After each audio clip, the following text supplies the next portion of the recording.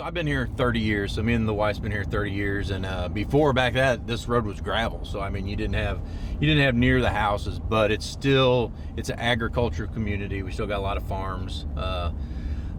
Good thing around here, a lot of the older farmers that are up in age and stuff, they had kids, and so they've taken over the family business. So they're farming and stuff too. So it looks like we're gonna have a lot of agriculture for a while. You know, there's not a lot of subdivisions and stuff moving in, so that's a good thing. So it's still, you're close to town, you've got all the amenities, but you still have that country feel. You can still, you know, you still got your cows and stuff like that. So it is good country. It's got a lot of deer in it, a lot of turkeys, so it's a good area to be at.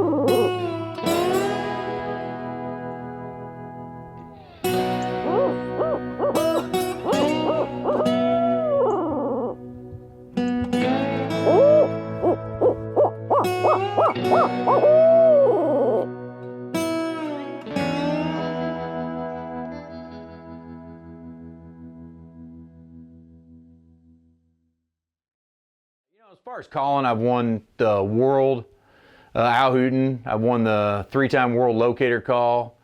I've won the Grand National owl hooting 5 times. Won the world 2-man teams 4 times. I've won the Grand National 2-man teams twice, both times with my son Cody.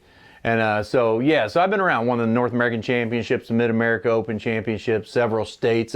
This summer I went down to Kentucky, won the Kentucky State Owl Hooting Championship. Won 8 custom call building titles at the Grand Nationals for the owl hooter, building the owl hooters and stuff like that. So yeah, it's a long list, but I enjoy it. And you know, hey, some days you win them, some days you don't.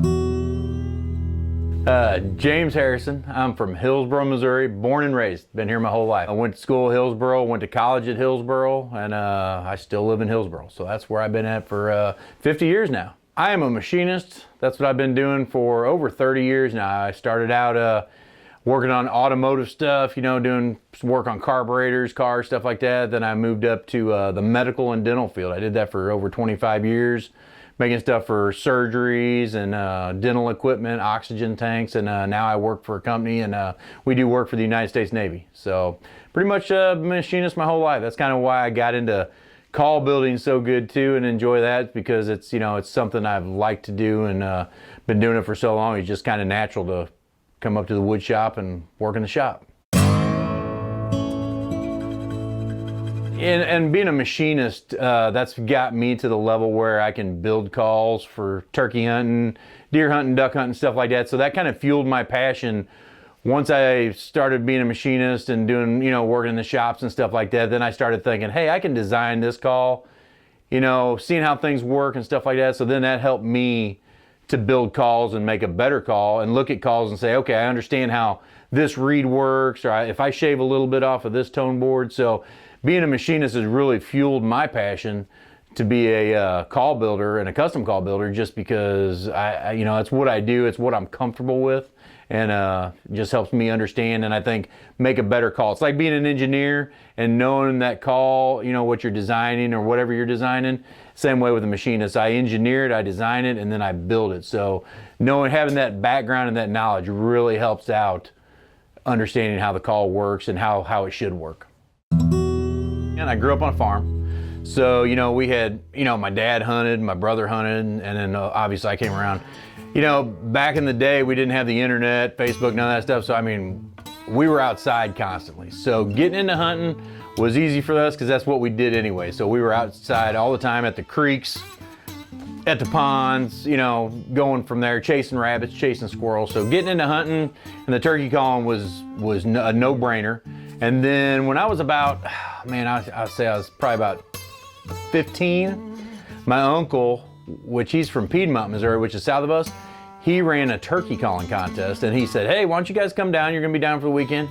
check out this turkey calling contest, because at that time I was really excited. I was just at the good age where I was deer hunting, I was trying to turkey hunt and stuff like that. And that was mid, you know, late 80s. So the turkey population in Missouri was through the roof right there. I mean, that was the heyday of the turkey population in Missouri.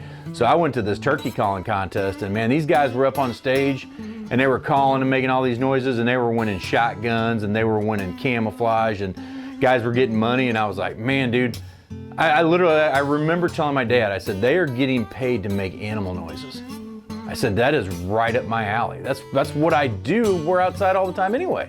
So from there, I went and entered a turkey calling contest. The next year I went back down to the same contest and entered it, practiced, you know, and ran a wing bone turkey call and came in 3rd place. And at that point, there was no turning back. I thought, this is awesome. That's what I'm gonna do for here on out, so. Well, I started building turkey calls. Basically, you know, when I was a kid, when you started owl hooting, everybody that was in a contest owl hooted with their natural voice. So you'd,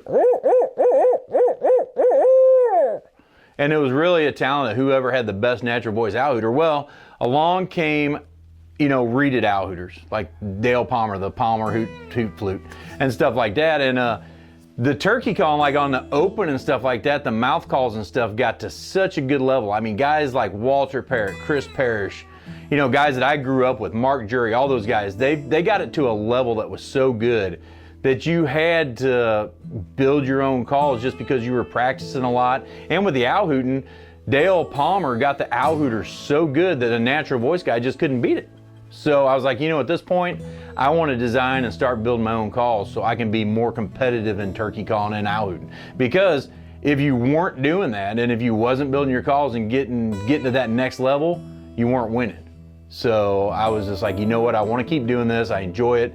So that's where the machinist background and everything came in. I started working on owl hooters, taking them apart, measuring stuff, trying to figure out what makes a Mylar reed make a vibration and how it makes an owl sound. You know, at that point I was a rookie when it comes to, I had no knowledge of an owl hooter at that point. So I started from the ground up, just building something. I mean, I had a trash can that I would fill up, you know, with call blanks, throwing them in the trash because I kept working, trying to get them better. I remember the machine shop I worked at, they had some great hickory brooms, and the broom handles were about 1.25 inches around. There wasn't a broom in that shop that didn't have that much of the handle cut off of it, because while I was at shop and I would be sitting there working, I was like, oh, I got an idea on an owl hooter. So I'd run over there and cut a chunk of the broom off and take it to the lathe and stuff while I was working and make an owl hooter right there in shop. So it was a progress, but I mean, to get to the level that the guys call at nowadays, whether it be, you know, 5 years ago, 10 years ago, the level's gotten so high and the bar set so high that you just, you know, you gotta build calls, you gotta really practice to get there. So that's what inspired me to start building. The problems you have with custom call stuff now is the prices keep going up and stuff like that. I mean, you want to build, in my world, in my mind, you know, I go to work every day like guys. I work 4 days a week, and I work hard for my money just like the guys that are going out and buying my owl hooters and stuff from me. So I want to put out the best quality product I can get at a reasonable price. But like some of the wood, like Buckeye Burl, for example, is one of the woods I love to use for owl hooters. Before COVID, I could get a stick for 20 bucks a piece. Now, the same stick's costing me 80 bucks. So it's went up that much. A lot of the materials has went up, you know, the plastics, the Mylars, so all that compounds, and I try to keep my prices the same, and I take a little less money just so I can keep that price base the same for guys, because, you know, everybody out there is spending money just like I'm spending money. So that's one of the biggest issues, and a lot of it too is, you know, I'm lucky and fortunate in my world that I am pretty self-sufficient. Like I cut all my own wood. You can see my wood behind me. I cut it, I dry it. I don't do a lot of wood buying, so I have my own stuff here. As far as my inserts, my owl hooter inserts, I know how to pour them and make them myself. You know, that's the biggest thing with custom call building is, you know, is just supplies, getting the stuff in. Everything's getting higher. I don't think there's a custom call builder out there that wants to overcharge somebody, because they do this because they have a passion for it. I have a passion for building owl hooters. When I build an owl hooter, I'll promise you it's going to be good or it won't go out the door. And every one I build, I want to be better than the last one I built.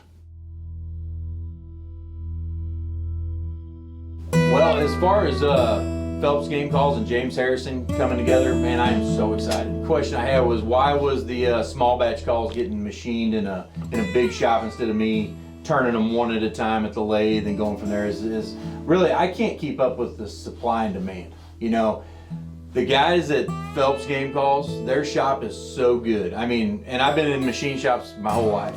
And when I talk to these guys on the phone and say, hey, this is what I need, this is what I want, they can hit my demands and specifications perfectly. So it's a beautiful marriage of calls. They're knocking me out a bunch of Hooter barrels and tops and stuff like that. Then I'm taking and putting my inserts that I custom shave and tune and tweak into that call, and what we're doing is we're getting a consistent quality product. As a call builder, I'm always looking to build the best call out there, Talk with Jason Phelps, me and him got on the phone, and you know what, his mindset in the call world and my mindset's the exact same thing. We want to put out the best quality product at the highest sound quality that we can put out there. And after working with these guys a little bit, you know, you guys are going to be excited about this. I'm excited about the small batch calls that we're coming out with, because, and I won't say this if I didn't mean it and say it, I think they're the best quality and best sounding calls that I've ever done. I mean, when I've got the samples back from Jason and them guys from the turning, you know, the outside barrels, and I added my inserts and the reeds and did all my final tweaks on them, they were phenomenal. I mean, contest quality, walk on the stage, win the Grand National, win the world with a call that a guy's gonna take out and hunt with. And that's what I wanted. And I'm excited about us joining. It's all made in America. We're all right here together. And man, I'm proud, I'm excited.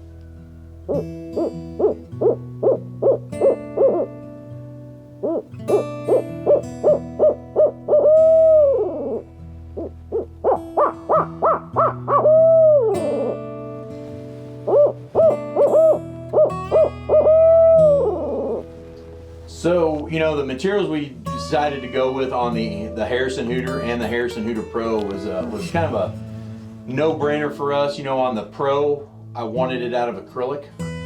Acrylic is one of the, you know, I love the tone of acrylic, so we went that way. Acrylic always looks good, it's durable, has a phenomenal sound. So I really love the acrylic. On the Harrison Hooter, we went with a hard maple.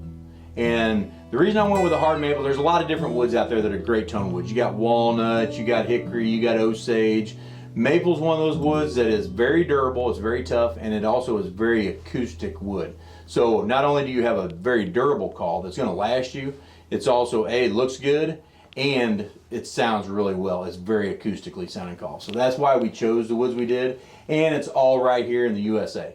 The maple we're getting is from the United States. The acrylic we're getting is from the United States. It's all right there.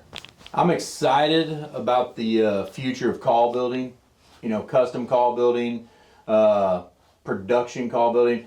You know, it used to be back in the day you had a production company that built production turkey calls, and then you had a, you know, or whatever calls it was, and then you had a custom call builder that built ones and twos and stuff like that. Well, Phelps Game Calls is changing that around and putting custom call builders in with the production line of stuff. And what we're doing is we're merging and making like a small batch turkey call line. I cannot physically turn every Hooter body and keep up with the demand each year, year in and year out for what that is. So what we do is we worked with that team out there. Their shop is phenomenal, absolutely phenomenal. I can call those guys. What they do for a living is make game calls. So when I, as a custom call guy, call up there and say, hey man, I'm working on this Hooter and you guys sent me a couple and I need this changed by 10,000s. Those guys know exactly what I'm talking about. So bam, it's changed and we go. So what we're doing is you're taking the highest quality production call with the highest quality custom call and putting them together to make a small batch, which is untouchable. Okay, so here we got the Harrison Hooter, made out of a hard maple. We went with a hard maple because maple is really durable and it has it's a great tone wood, so it has a great sound. So I'm going to show you guys how to run this thing a little bit. Basically, this is a mouthpiece here. The bottom piece has 3 holes in the bottom. That's your exhaust holes right there. So the way I tell guys to start, just to make an owl hooter sound, make an owl sound, is I hold the call like I'm saying I'm okay. Just like that. And then I just want to get air through the call to get a sound. So I'm basically holding it up. I'm just going hoo, hoo, hoo, with wind, just blowing. Then what I do is I bring my bottom hand up and I cup it like that. What you want to create is a little sound chamber in there for that air. And basically you don't want to squeeze it real tight or real loose. You just want to hold it nice. Almost like you'd be holding a baby chicken. I say that all the time. You're holding a baby chicken in your hand. You don't want to squeeze. You just want to keep him there. Just hold it. Nice and easy.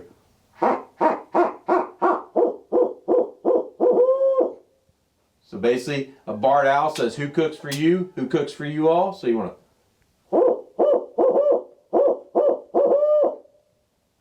If you want to do a roll like an owl does at the end, you want to do the.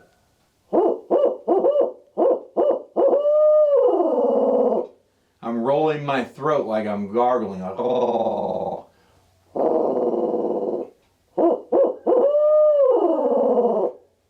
To do the laugh of the barred owl, you basically take that same thing, put a little more air pressure into your call, and open your hand to and say like I say like wah wah wah wah. So basically you're.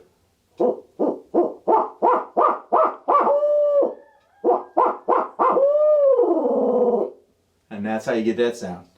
As far as on these calls, they're pretty good. You can, now these do come apart. They're double O-rings, so you can take it on and off.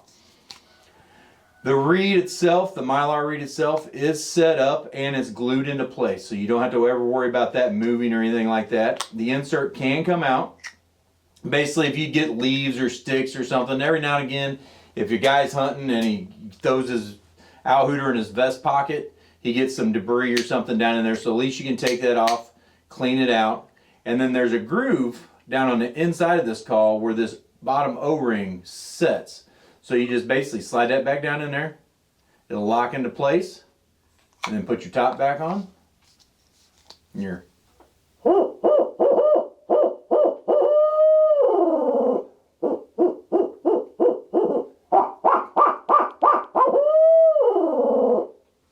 All American made. Everything is here. All hand tuned. Usually when I go through one of these calls, I have almost, I think I figured it up one day, I have like 13 steps from start to finish to get these calls to where they're shipped out. So it is a tedious process to get them to where they are. Hey, I am excited to let you guys see this. I've been waiting for 6 months to show you guys this call. This is the Harrison Hooter Pro. Now what's different about this call than any other owl hooter this is taking it to the next level is it's fully adjustable. So you can take this call, it's still an owl hooter, blow into it just like you would a regular owl hooter.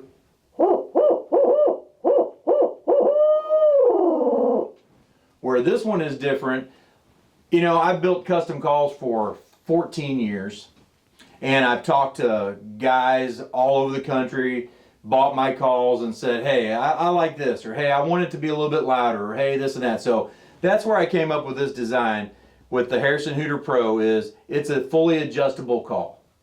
So what you can do is there's a cap on the bottom down here that you can turn, and I'll take it apart, let you see a little bit.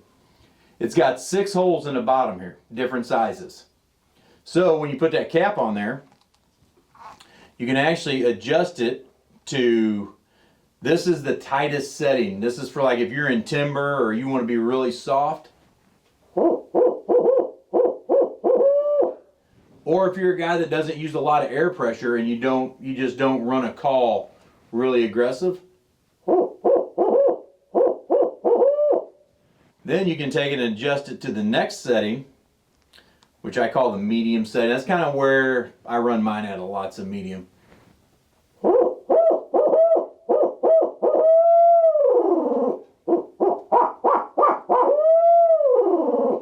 What that's doing is letting you put more air pressure into this call to get higher pitches and more volume. So then let's say I get a lot of guys that duck call. Man, they blow air through the call, man. They are so used to really hit it, hammer down. You can open this call up all the way open and shower down on it. Especially if you're like out west, Kansas, Nebraska, out west, where you really want to reach a long ways. Same thing, just turn that dial to there.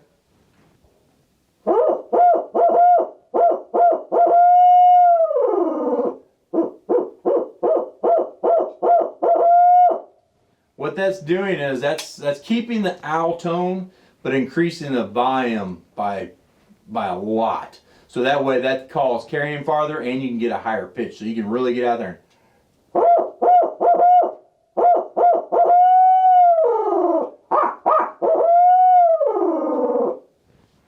Adjust that back down to that timbre.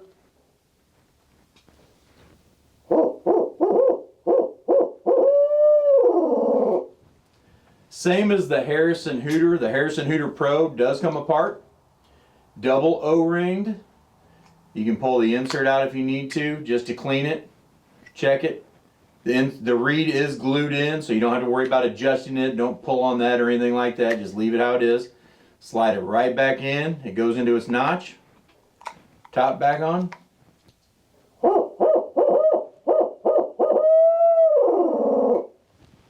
Harrison Hooter Pro.